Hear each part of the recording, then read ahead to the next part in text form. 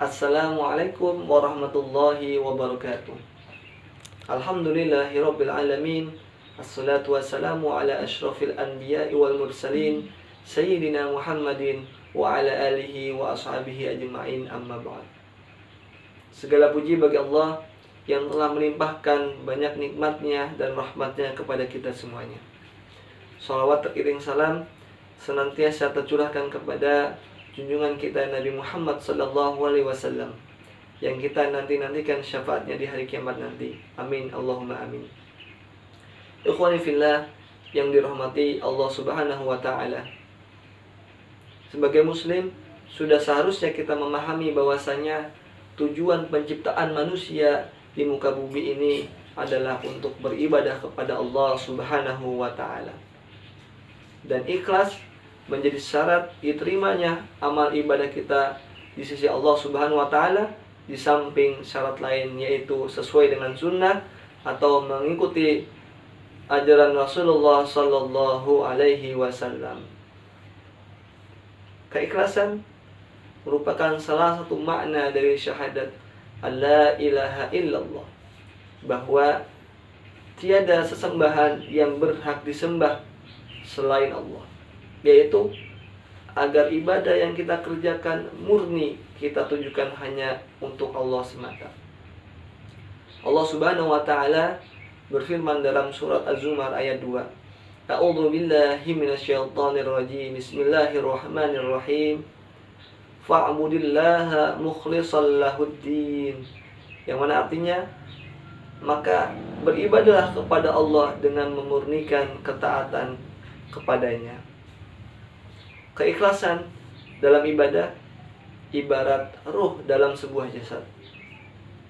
Maka sebuah jasad tidak dapat hidup apabila tidak ada ruh di dalamnya.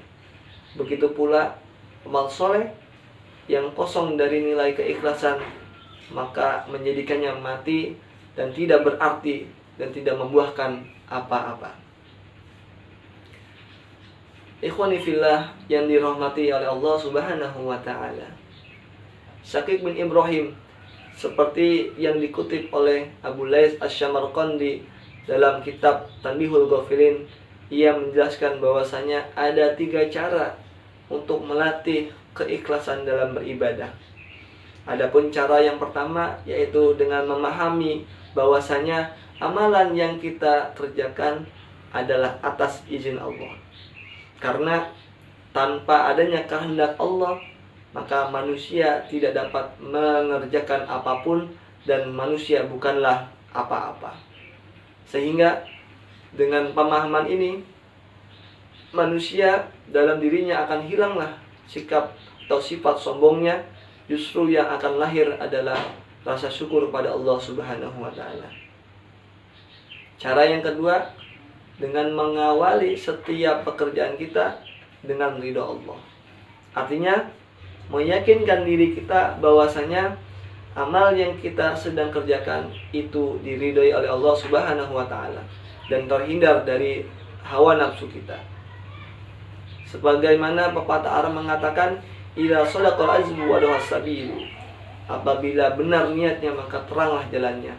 Allah akan memudahkan setiap niat baik hambanya. Cara yang ketiga yaitu dengan menanamkan dalam diri kita bahwa amalan yang kita kerjakan, ibadah yang kita lakukan semata-mata karena Allah, untuk mencari ridha Allah, sehingga tidak akan dipengaruhi bagaimanapun tanggapan dan juga pujian manusia. Begitulah fungsinya keikhlasan dalam diri manusia yang tidak dapat dipengaruhi oleh sifat riya atau sum'ah dan sifat-sifat tercela lainnya.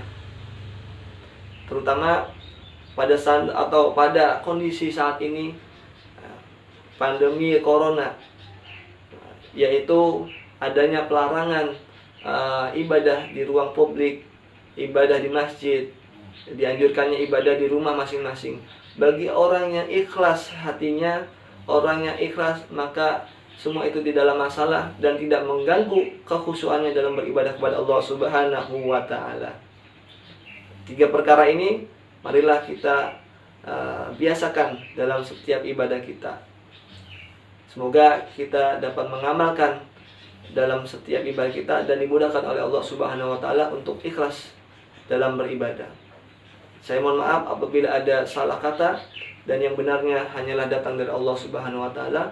Wallahul muwaffiq ila aqwamit thoriq. Wassalamualaikum warahmatullahi wabarakatuh.